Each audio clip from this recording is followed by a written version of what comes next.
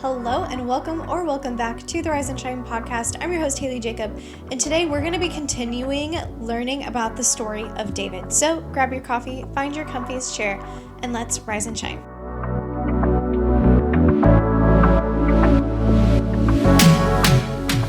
All right, guys, happy Monday. As always, I hope that you are having a lovely start to your week. I don't know about you guys, but for me, it has been super busy ever since January.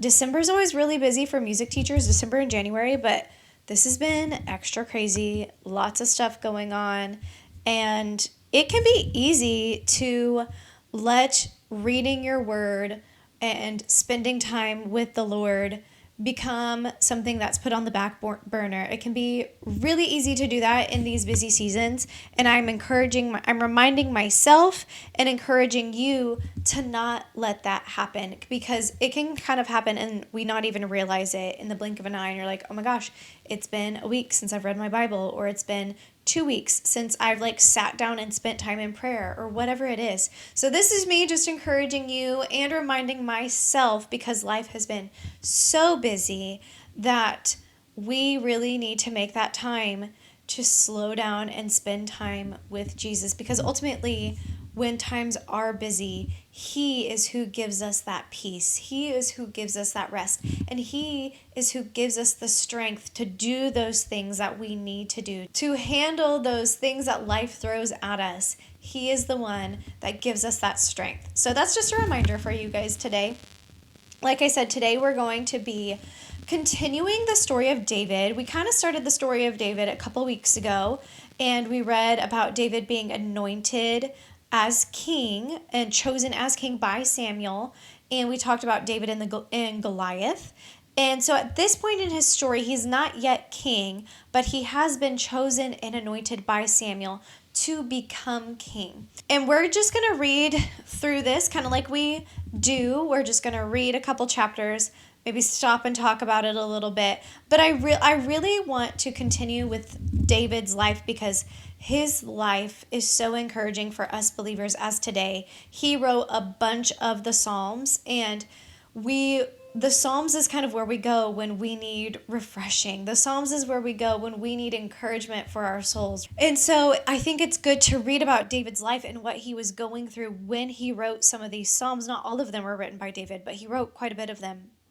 When he wrote some of these Psalms, because David's life was not perfect. David's life was not easy. Yes, he was a king, but he didn't start out that way. And even when he was king, he faced so many challenges.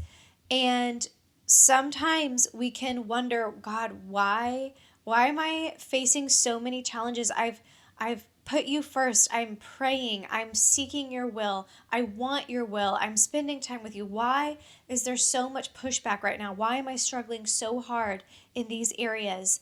Am I doing something wrong? And it can be easy to feel like that we're doing something wrong because we're facing these challenges. But no, David's life is an example of how he was a man after God's own heart, and he went through challenge after challenge after challenge. Now, yes, David did bring some of that upon himself because he made poor choices, and he went astray from God's will sometimes.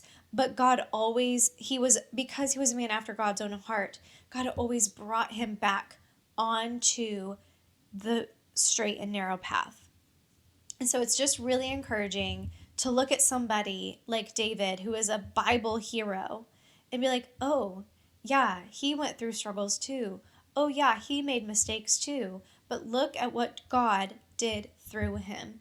So we're going to pick up where we left off, 1 Samuel chapter 18, and I'm actually going to back it up just a little bit to the end of chapter 17. We probably did read this last time, but the end of chapter 17, this is right after David defeated Goliath, and then the Israelites were then encouraged to go fight the other Philistines, and they just completely won. So we're going to start chapter 17, verse 55, and I'm reading out of the New Living Translation.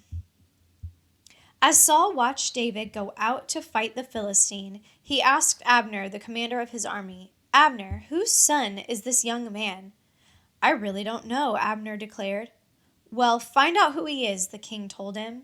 As soon as David returned from killing Goliath, Abner brought him to Saul with the Philistine's head still in his hands. Goliath's head was still in David's hands. He was fresh off the battlefield. "Tell me about your father, young man," Saul said. And David replied, "His name is Jesse, and we live in Bethlehem," which is such a small city. And it's like nothing good, nothing big, nothing wonderful could come from Bethlehem. But there David is sitting with the head of a giant in his hands. And God chose David, the youngest, the smallest out of his brothers, from a tiny little city called Bethlehem, which, remember, that's where Jesus is going to be born years and years later, Bethlehem. God chose David, who was a seemingly nobody, to not only defeat a giant and lead the Israelites in a victorious battle, but then become king and then be an ancestor of Jesus, the Savior of the world. If you feel like you are no one and you're not good enough, or God can't use you because you're not rich, you're not famous, you're not a minister, you're not quote unquote special, God can use you, and he has a plan and a purpose for your life. Chapter 18. After David had finished talking with Saul, he met Jonathan, the king's son. There was an immediate bond between them, for Jonathan loved David. And I was reading one commentary that said Jonathan kind of looked up to David because he's seeing David, this like young kid, but who's like a warrior who fought lions and bears and is super strong and super brave and super confident in the Lord. And Jonathan looked up to him. But Jonathan himself was a prince, was the son of a king, but Jonathan looked up to a shepherd boy. From that day on, Saul kept David with him and wouldn't let him return home. And Jonathan made a solemn pact with David because he loved him as he loved himself. Jonathan loved David as much as he loved himself. He loved him like a brother, not even like a brother, but he loved him as he loved himself. That was the strength of their bond. Jonathan sealed the pact by taking off his robe and giving it to David, together with his tunic, sword, bow, and belt. That's a really big deal. He took off his like royal garments and his warrior, his sword, his tunic, his clothes, his weapons, and gave them to David, a prince taking off his things and giving them to a shepherd boy. And again, we don't know if Jonathan knew that David would become king at this point, but Jonathan, who would be the next in line to be the king, didn't really seem to care. He's like, "Here, you are my best friend. I love you like a brother. Take all my things." And eventually, David is actually the one that will become king. But Jonathan also was seeking the will of God and he wasn't caught up in jealousy. Like, "Oh, David is my father brought David in, and now I have competition. Now I don't know if I'll get to be on the throne." No, he was like, here's my robe, here's my sword, you're my best friend. Like, let's be buddies. And we need to be like that with each other. There's no reason to be jealous of another believer. There's no reason to be jealous of a God's call on someone else's life, because he has just an important call on your life, and they may not look the same. He's not going to forget you. And just because it doesn't look like what you think it's going to look like or what you've planned out, God has a perfect plan for you. Whatever Saul asked David to do, David did it successfully. So Saul made him commander over the men of war, an appointment that was welcomed by the people and Saul's officers alike. So Saul took this young man, and he saw that everything he had asked David to do, David did it well. Not only did David do it, he didn't grumble, he didn't complain, he did it well, successfully. And so because David did everything, all those small things very well and successfully, then he gave David a bigger appointment. And not only did he get a big appointment, everybody agreed, like, yeah, David's the guy to do that. Like, even Saul's officers were like, yep, you're right, David needs to be doing that. So there's so many good things in David's life, guys. If you are a good steward of what God is giving you now, if you are doing what he's called you to do and doing it with all your heart and doing it well, doing it to the best of your abilities through Jesus, then he will begin to grow you and give you more and begin to pull you into that magnificent calling that you have on your life. If you are doing things well, then people want you to keep doing things, right? If you are going to work and you're doing everything right, if you're trying your best, even if you make a mistake, your boss isn't going to be mad because you are still doing it to the best of your ability. You are doing everything well. You are not grumbling. You're not complaining. That is a verse, I think it's in Philippians, right?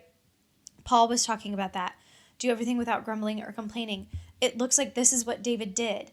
And because he did that, and because he was diligent in the things that he was given, then he was given more. Not that that's why we should do things well, to be given more. We should do things well because we want to please the Lord. David wanted to please Saul, and we want to please the Lord. So we want to do things well. We want to do what he's called us to do and do it to the best of our abilities, not do it halfway, right? Not be lazy or do it, I'm going to do it, but I'm going to do it my way, right? No, we want to do it how God wants us to do it, and we want to do it well. And David is a great example of that. Verse 6. When the victorious Israelite army was returning home after David had killed the Philistine, women from all the towns of Israel came out to meet King Saul. They sang and danced for joy with tambourines and cymbals. This was their song. Saul has killed his thousands, and David his 10,000s. This made Saul very angry. What's this, he said. They credit David with 10,000s and me with only thousands. Next, they'll be making him their king. So Saul's kind of starting to see, okay, yeah, David does everything really well, but maybe a little bit too well. Maybe I should be looking out for David. I'm getting a little jealous of what David is accomplishing. Because what if they want to make him king and that's my job? Like, yeah, he can be the commander of the armies. He can do everything I ask him to do, and he can do it great and well and beautiful. But the moment he comes for my job, nope. Saul was getting jealous. So from that time on, Saul kept a jealous eye on David. The very next day, a tormenting spirit from God overwhelmed Saul, and he began to rave in his house like a madman. David was playing the harp, because remember, even before this, David would play the harp to soothe Saul, because Saul had already kind of started to step away from God's will. Saul had already kind of turned away and started doing things the way he wanted doing things and not listening to God. So David was playing the harp as he did each day. But Saul had a spear in his hand, and he suddenly hurled it at David, intending to pin him to the wall. But David escaped him twice. Saul was then afraid of David, for the Lord was with David and had turned away from Saul. Finally, Saul sent him away and appointed him commander over 1,000 men, and David faithfully led his troops into battle. Okay, literally, Saul threw a spear at him twice, it says. It says David escaped him twice. Saul, his boss, threw a spear at him twice, and David still faithfully led the troops that he was given commandment over. David still did his job well. He was faithful in what he was given. David continued to succeed in everything he did, for the Lord was with him. The reason David was successful is not because he was in anything in his own strength. Yes, he was faithful, but he was successful in everything he did because he followed God and God was with him. It was the Lord with him. He was successful not in his own strength, but because he trusted in God and he put God first in everything he did. You can also put God first in everything you do. Even if you have a secular job, even if you're not in the ministry, in the church as your job, if you're in an office or if you're at a school or wherever you are, if you're an Uber driver, whatever, you can do those things to the best of your ability and still give glory to God because you are following him and doing his will. Verse 15, when Saul recognized this, he became even more afraid of him. But all Israel and Judah loved David because he was so successful at leading his troops into battle. One day, Saul said to David, I am ready to give you my older daughter, Merab, as your wife. But first, you must prove yourself to be a real warrior by fighting the Lord's battles. For Saul thought, I'll send him out against the Philistines and let them kill him rather than doing it myself. So Saul is starting to plot against David. And he's like, oh, I will send him out against the Philistines. And this time they're going to get David. And then I don't have to get my hands dirty. I don't have to do it myself. I'll still look good. I'm going to be like, hey, David, you're going to marry my daughter. But before that, I'm going to send you out on this battle. And I don't plan on you coming back. Yeah. Which is kind of silly because literally at this point, David's been out in these battles and has proven himself time and time again successful and victorious against the Philistines. Again, he defeated Goliath when he was just a young man. So I don't know why Saul thought this time would be different. I don't really know. But at this point, he's really not thinking clearly. Verse 18, who am I and what is my family in Israel that I should be the king's son-in-law? David exclaimed. My father's family is nothing. So when the time came for Saul to give his daughter Merab in marriage to David, he gave her instead to Adriel, a man from Meholah. So Saul kind of went back on his promise. He's like, oh, just kidding. I'm going to give her to Adriel. In the meantime, Saul's daughter Michal had fallen in love with David, and Saul was delighted when he heard about it. Here's another chance to see him killed by the Philistines, Saul said to himself. But to David he said, today you have a second chance to become my son-in-law. Then Saul told his men to say to David, the king really likes you, and so do we. Why don't you accept the king's offer and become his son-in-law? When Saul's men said these things to David, he replied, how can a poor man from a humble family afford the bride price for the daughter of a king? When Saul's men reported this back to the king, he told them, tell David that all I want for the bride price is 100 Philistine foreskins. Vengeance on my enemies is all I really want. So Saul's saying, hey, I know you can't afford this. I know you can't afford to marry my daughter, but here's what we're going to do. All I want for her bride price is this next battle you go out into. I want 100 Philistine foreskins. Okay, we won't go into that, but that's what he wanted, okay? Vengeance on my enemies is all I really want, David. I just want you to go out there and be victorious and bring me back this proof of this. And then you can have my daughter, and you don't need to worry about how poor you are because that's all you need to do. And you've been successful. But what Saul had in mind was that David would be killed in the fight. David was delighted to accept the offer before the time limit expired.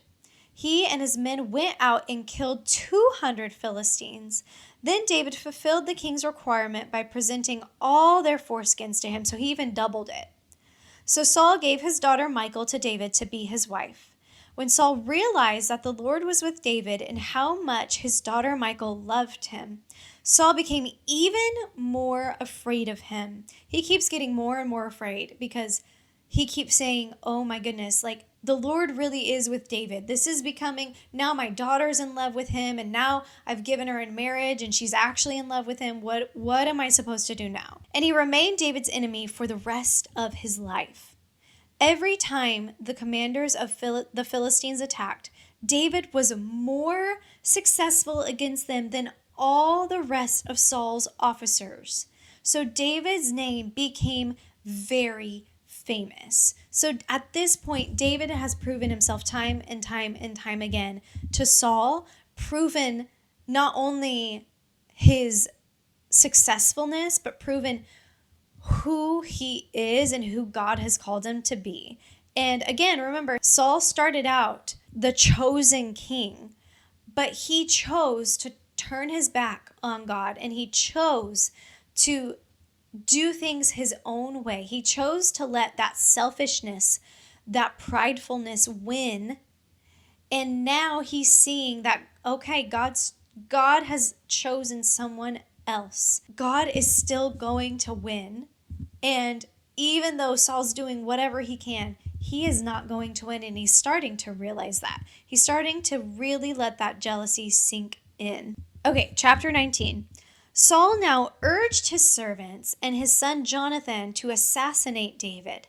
But Jonathan, because of his strong affection for David, told him what his father was planning. Tomorrow morning, he warned him, you must find a hiding place out in the fields. I'll ask my father to go out there with me, and I'll talk to him about you. Then I'll tell you everything I can find out. So Jonathan realizes what his father's doing, and he's like, no, this is not going to happen. So he warns David because of that bond, that brotherly love, that friendship. Jonathan was not jealous like his father. Jonathan knew that David was special and decided to warn him. The next morning, Jonathan spoke with his father about David, saying many good things about him. The king must not sin against his servant David, Jonathan said. He's never done anything to harm you. He has always helped you in any way he could. Have you forgotten about the time he risked his life to kill the Philistine giant and how the Lord brought a great victory to all Israel as a result? So he's even saying, like, have you forgotten not only what David did, but what the Lord has done through David? God has used David to save all of Israel. You were certainly happy about it then. Why should you murder an innocent man like David? There is no reason for it at all. So Saul listened to Jonathan and vowed, as surely as the Lord lives, David will not be killed. Afterward, Jonathan called David and told him what had happened. Then he brought David to Saul, and David served in the court as before. War broke out again after that, and David led his troops against the Philistines. He attacked them with such fury that they all ran away. So literally, David came up against the Philistines, who at this point, it sounds like they've had so many battles against each other, that David came against them with such fury and such force that they just ran away. They were just like, oh my goodness, it's David. David's still here. Bye, y'all. And they just ran away. That's what the enemy does when we are on God's side, when we have Jesus living inside of us and we are walking with the Holy Spirit, we are walking and serving God, the enemy sees us coming and turns and runs the other way because he has to flee, not because he's scared of us, but because he's scared of Jesus in us. That is what happens when the enemy sees you coming, because you have Jesus in you and you have the authority given to you by Jesus, that they have to turn and flee when they see you coming. Again, not because of you, but because of Jesus in you. Verse 9. But one day when Saul was sitting at home with a spear in his hand, the tormenting spirit from the Lord suddenly came upon him again, and David played his harp. Saul hurled his spear at David, but David dodged out of the way, leaving the spear stuck in the wall. He fled and escaped into the night. So again, I'm like, David, come on, man. Like, play the harp when Saul doesn't have a spear in his hand. But okay, it happened again. Saul threw the spear at him and he fled into the night. Then Saul sent troops to watch David's house. They were told to kill David when he came out the next morning. So Saul is getting braver and braver. He had told Jonathan, okay, yeah, well, I won't do anything. It's fine. So David came back to serve and served well. But then Saul tried it again. And now he's setting troops around David's house. Sometimes the enemy will try to send some troops around you, and they lay a plan out, but know that God has seen it And God sends his angels and his armies to surround you. And the enemy, no weapon formed against you shall prosper. Even if you feel surrounded by the enemy, no weapon formed against you shall prosper. God will not lose. He will always win. The enemy may try to attack you and you might feel a little shaking, but God always wins. But Michal, David's wife, warned him, "If you don't escape tonight, you will be dead by morning." So she helped him climb out through the window, and he fled and escaped. Then she took an idol and put it in his bed, covered it with blankets, and put a cushion of goat's hair at its head. When the troops came to arrest David, she told them he was sick and couldn't get out of bed. But Saul sent the troops back to get David. He ordered, "Bring him to me in his bed so I can kill him." But when they came to carry David out, they discovered that it was only an idol in the bed with a cushion of goat's hair at its head.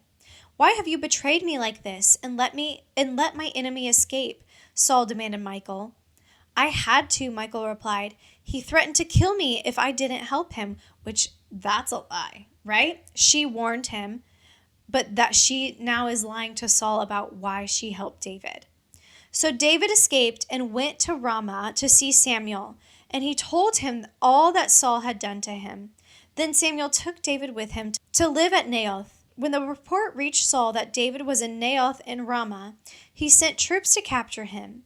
But when they arrived and saw Samuel leading a group of prophets who were prophesying, the Spirit of God came upon Saul's men, and they also began to prophesy. So the Lord is like, nope, I'm just going to use Saul's men, and we're going to start prophesying. When Saul heard what had happened, he sent other troops, but they too prophesied.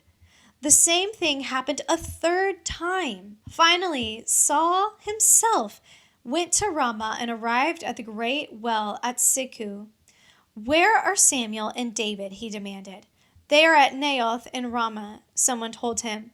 But on the way to Naioth and Ramah, the Spirit of God came upon Saul, and he too began to prophesy all the way to Naioth. He tore off his clothes and lay naked on the ground all day and all night, prophesying in the presence of Samuel.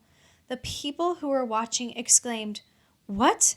Is even Saul a prophet?" Chapter 20. And this is probably where we're going to start wrapping up this part of this story. David now fled from Naioth and Ramah and found Jonathan.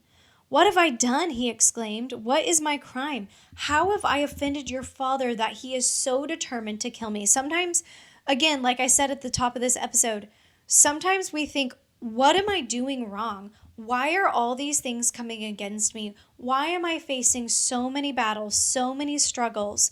Why is this thing not happening for me? Why God told me this? Why hasn't this happened? Or whatever the case may be, what have I done? What have I done wrong? And David's asking Jonathan the same question. How have I offended your father? What have I done? And David hasn't done anything. All David's done is follow the will of God.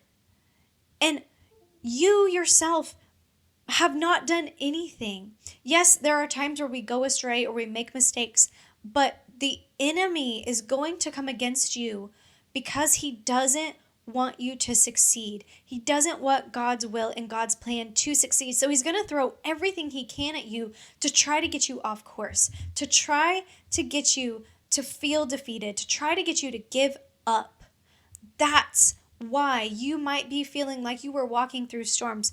God did not promise a perfect, easy life. We are going to go through trials, and sometimes it feels like the more we walk in the presence of the Lord, the more the enemy tries to stop us. Because if you're not walking in the presence of God, if you are not following his will, if you are living in sin and you are not doing anything to further his kingdom, then the enemy is going to be like, yeah, you just stay there. He's going to try to keep you comfortable there. So again, he's not going to throw those things at you because he wants you to feel comfortable in your sin. But if you are actively living for God, if you are actively resisting sin, if you are actively pressing in to the spirit realm and walking in your calling, the enemy doesn't like that. He's going to want to stop it. And Saul wanted to stop David because Saul saw that David had the makings to be king. He saw that the people were eventually going to want David instead of him.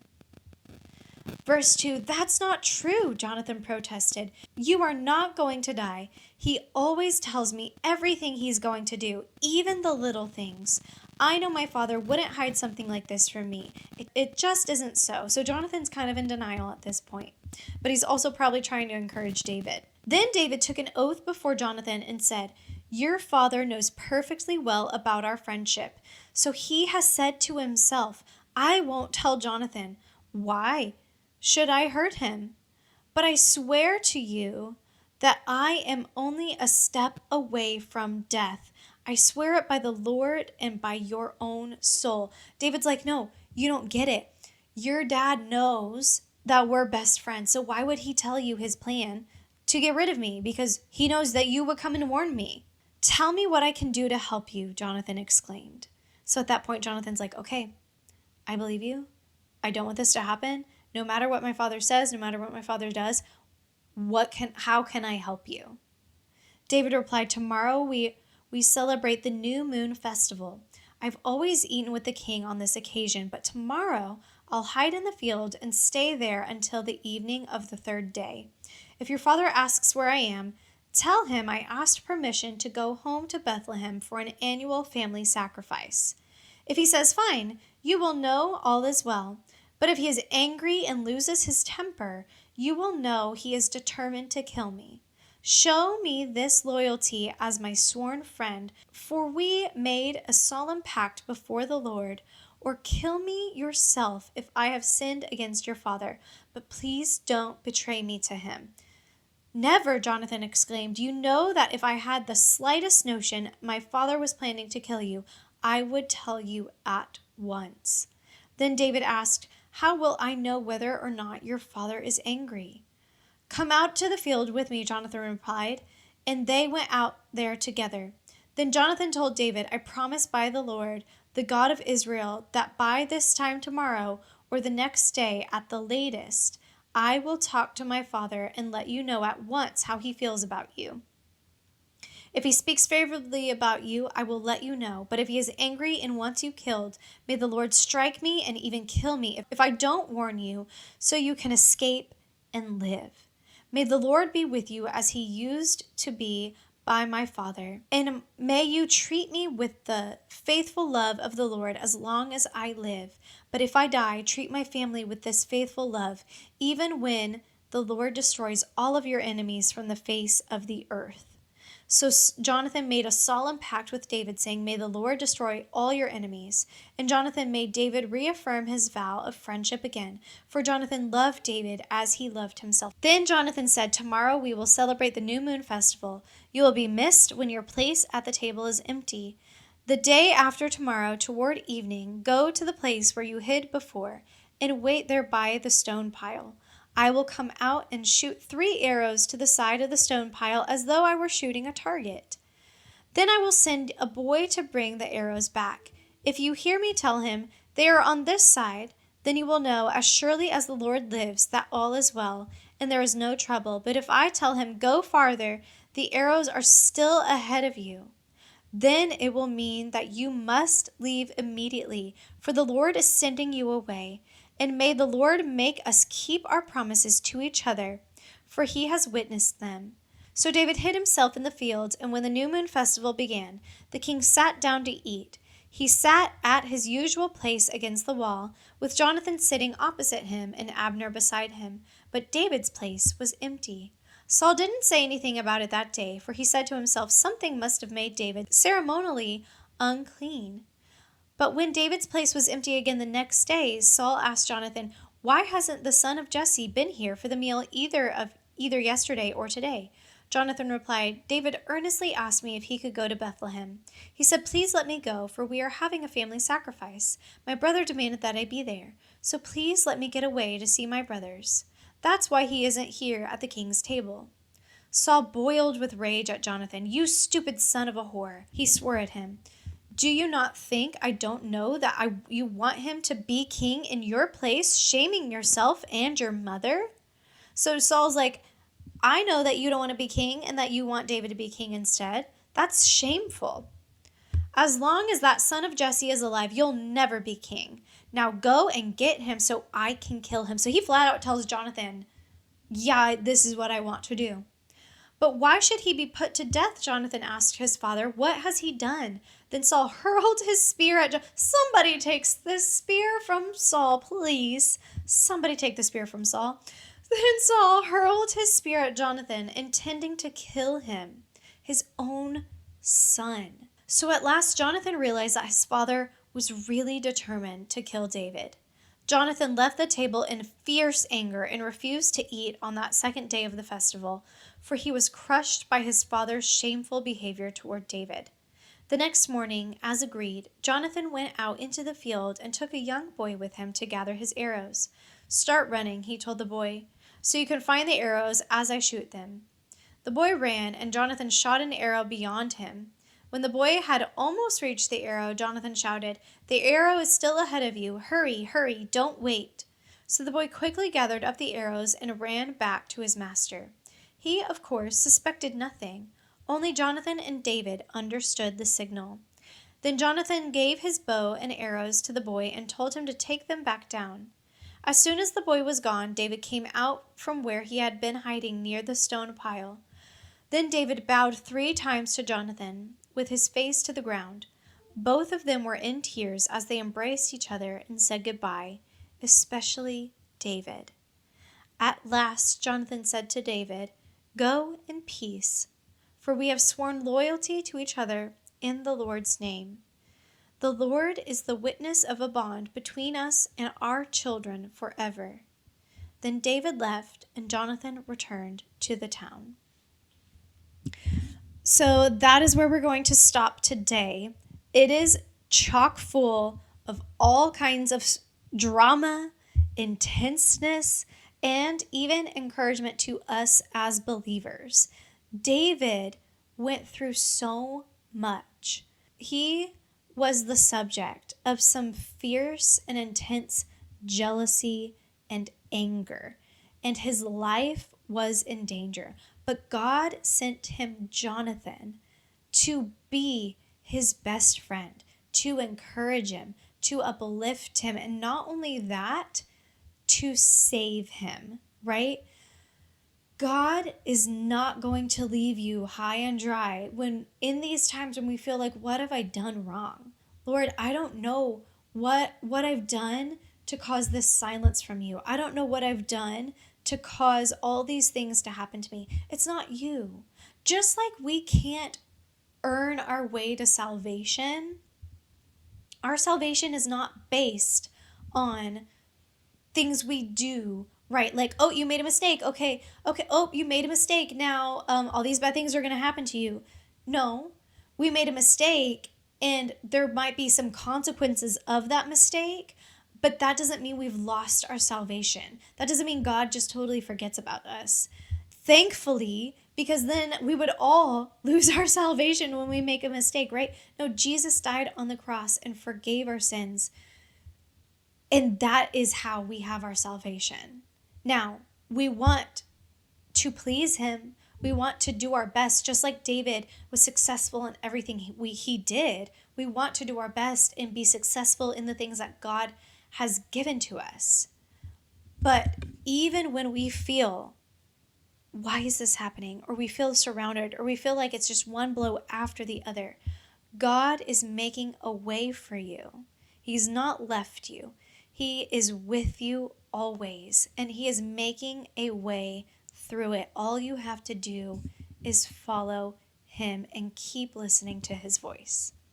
Okay, guys, I hope that you enjoyed reading through more of David's story and David's life, and I hope that it encourages you to be bold and to go out there and keep shining for Jesus.